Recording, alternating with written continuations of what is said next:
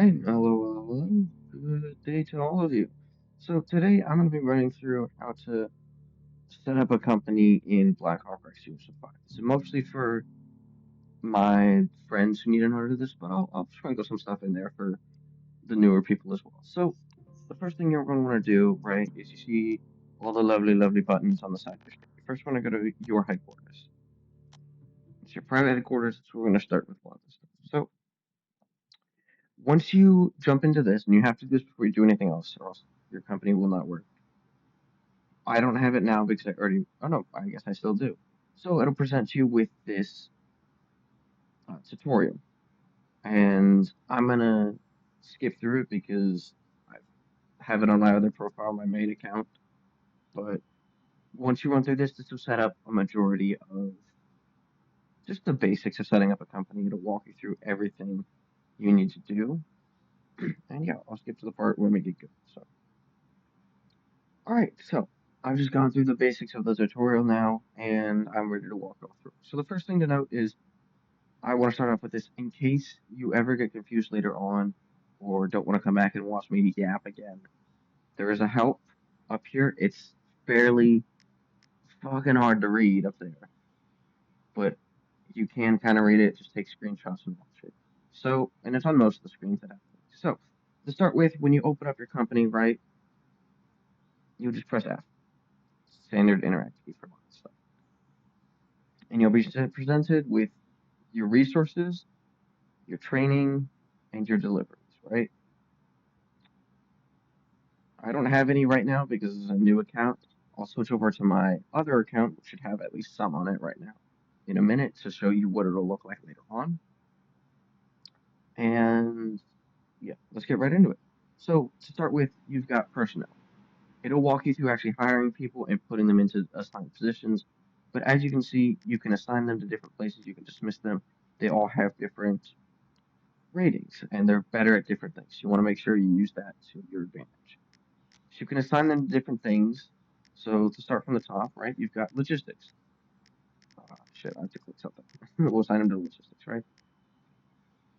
Logistics is where you can store things. Logistics is how you're able to hold more materials. So right now, this guy has a D minus in storage, right? As indicated by this icon right here. He adds 6 storage. So that means I can hold a total of 6 resources.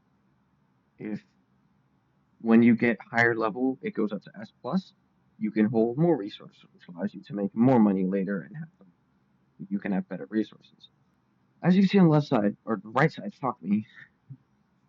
As you can see on the right side, you've got free space and then the amounts of equipment. When you actually get equipment, it'll create a pie chart here, and you can see how much of every different type you have, how many, and how much it's taken up in your total space. Next is operations. This is where you can assign people to have and do different tasks. In the tutorial that wouldn't walk you through, it tells you that construction materials and fuel, or it's mostly just construction materials, gather the fastest, while precious materials and I believe equipment are gathered slower. And those take a longer time. It says it's up to 24 hours. What I've seen mostly is in terms of how quickly they gather, it's usually construction materials, fuel, equipment, and then precious materials. I would recommend starting mostly with construction and fuel because those tend to gather quicker and allows you to make either more money if you're just going to sell them directly or just upgrade your airbase, which will allow you to have more people and make more money later on. So to start with looking over this screen, right, and understanding exactly what it means. For operations, it's different. This isn't telling you that you've got all one construction material. It's how many people you have actually doing this task. So if I was to switch this guy to say fuel, now it's telling me I've got 34% fuel. Really, it's 33.33 because I can only have a capacity of 3. And this would be represented by if I sold this guy in deliveries, operations, construction materials, right? Go back to operations. Now there's a third doing construction materials, a third doing fuel. Again, you can customize this stuff if you want, but it's just a great way to get an overlay of who's doing what and what's being gathered the fastest and the best. As you get better points, they will start to gather stuff quicker and be able to, yeah, they'll be able to gather the equipment quicker. Is as you can see up here, they gather equipment quicker by being a higher level. So here, I'm gonna link an actual. I'm gonna put a photo up that should be good for actually looking at how resources get collected. So if you can see here, it's actually telling you for a D minus, right, you get 2 resources. And for a D, you can get 4 resources. And as you can see, it's mirrored for construction and food. You don't get any precious metals or equipment. And that goes up to C+. Once you're at C+, then you're able to get equipment and precious metals. I think this is a good one for you to just be able to track because you can see that you can get a lot more construction materials and fuel than you can precious metals and equipment. Now, once you've got your things, there's 2 things you can do. Once you've gathered resources, you can either go to deliveries and you can sell them, which if you, I'll explain deliveries when I've actually got my main accounts. That way you can see directly exactly what I'm talking about and not just a blank screen with nothing on it. So I'll just super cut to that real quick. All right, so now that I'm at my main account, I can show you a little bit more in detail about deliveries, right? So as you can see, my guys have been working off camera and I've got a lot of people here. Logistics, you can see how many resources you can get up to. I don't actually have all the best people working this, but that's fine. And so now we go to deliveries, right? You will assign different people. And so here's where deliveries becomes interesting. As you can see here, it'll be lower when you actually do deliveries. I'm pretty sure it's only like 5% per each person. You can only deliver as much as you have the ability to deliver. So I can only deliver 1,001%. I know that sounds like a lot, but every single delivery takes 5%. So to be able to do one delivery is a 5%. And you can increase that all the way to 100. After that, it won't let you do more, which I think is kind of a little dumb. But you can do 100% at one time, and then you sell resources. I'll ask you if you're sure, you sell that, and now it'll take time to deliver. That doesn't mean that in an hour I will get $10,000. That means that after an hour, I can do another 100% out of this. All right, now that we're back to the regular stuff, right? You've got command. Command is where you can hire people. We went over it a little bit in the tutorial that you follow at the beginning of it. And this is where you hire people. And as you can see, this guy here, I don't actually think I've got the money. Actually, I do. So let's hire this guy because I'm probably not going to make this account ever. So I've hired a guy with a C+, right? And that diamond is in operations. So let's say I decide to assign it to operations for construction materials. If I go back to operations, right? This guy isn't giving me more of a pie, but he's going to do it faster. So now I should be able to gather resources faster. And you don't need to be online for this to happen. All of this will happen while you are offline. So you could just set this to go away for 2 days, come back, and you'll have equipment or construction materials. And like I said, because they are D minuses as your first guys, they take a lot of time to do it. So now your next thing is going to be, well, how do I get more guys, right? How do I get those S plus people that you showed in the deliveries portion? Well, very simple, right? You go to personnel, and well, first you're going to go to command, right? You can hire people from here. But what you're going to do is you're going to assign one of your personnel, let's say this guy here, into command. Now he's here, and what he's going to do is once this refreshes in, well, 12 hours, I don't know if it's different. I'm pretty sure it's 24 hours. It might be 12 hours. Can't be exactly sure. But once this refreshes, it will increase the ability for you to hire better employees. And then as you up this up, you'll get more employees that you can get. You'll get higher skills. I would recommend hiring people specific for tasks, not like what I do is I'll hire people who are just S in one thing because A, they're cheaper, and B, you're only ever assigning them to work one thing. So you don't need them to be A's in everything. You'd rather just have your one S. And so once you've assigned them, it'll make you more people and more higher skilled employees that you're able to put to work and better things and then improve from there. Now, the next thing is that you're probably going to ask is how do I increase the capacity that you can see at the top of the screen, right? So we go to logistics again, or operations rather. You can see that there's only so many people we can get put in here, right? And there's also a level limit. Well, how do you increase that, right? Glad you asked. We're going to skip over training mechanics because those are kind of simpler and a lot more advanced stuff that I really don't touch those too much. Aside from mechanics, which you can really just put stuff into and they give you a discount. Kind of straightforward, really. So in construction, right, you can see how many resources you've got them in the top of your screen here. You've got the amount of resources it'll take, the upgrade cost it'll take. This, you can preview it. It doesn't really do much except to show you what will happen. Some of these upgrades, right, will need a bigger airbase, right? So if you want to increase your barracks, which allows you to keep more personnel, right, you will need to get an airbase level 2 to increase the amount of people you can have.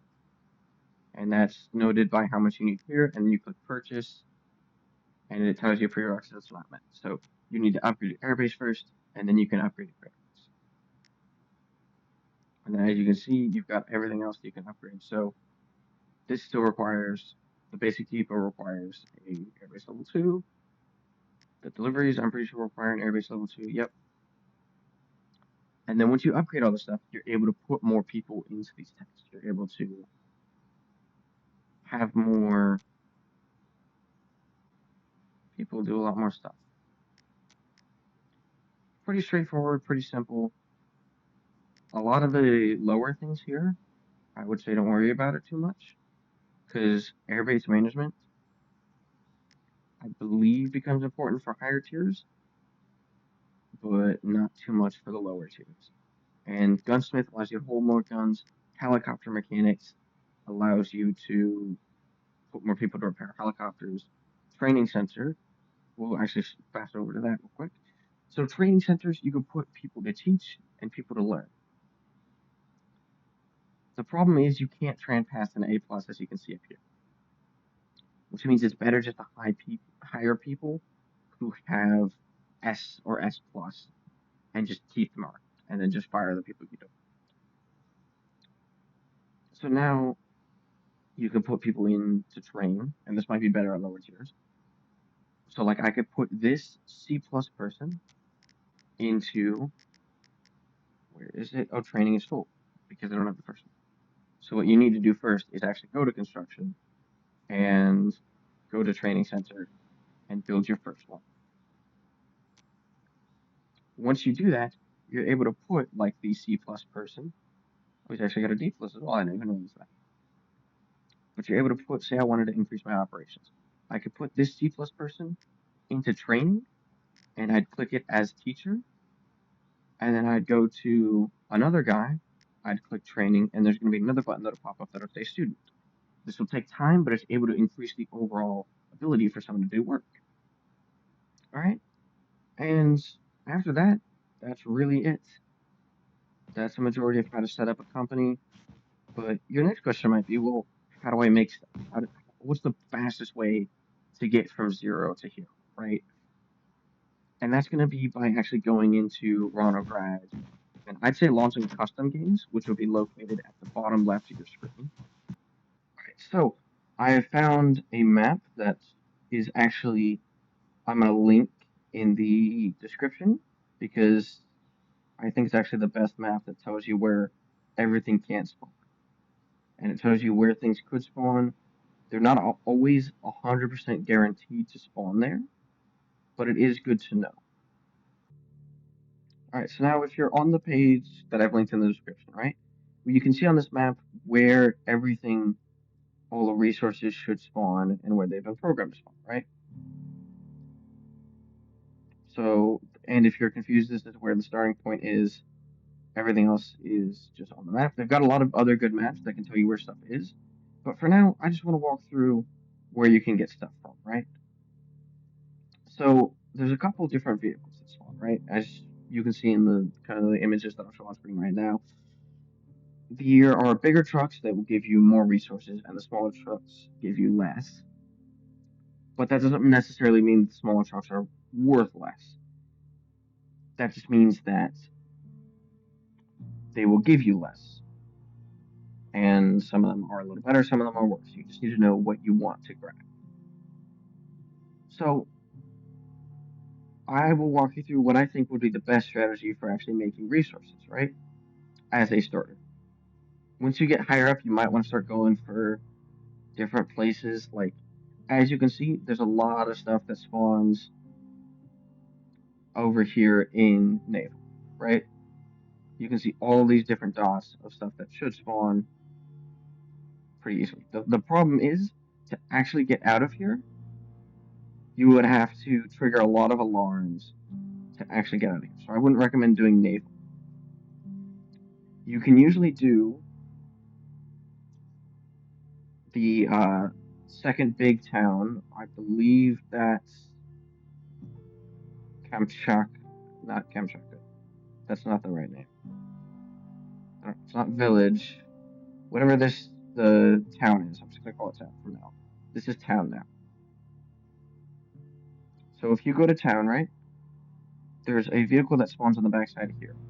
If you were to drive around the entirety of this, grab the vehicle, you could, in theory, drive through the town and out.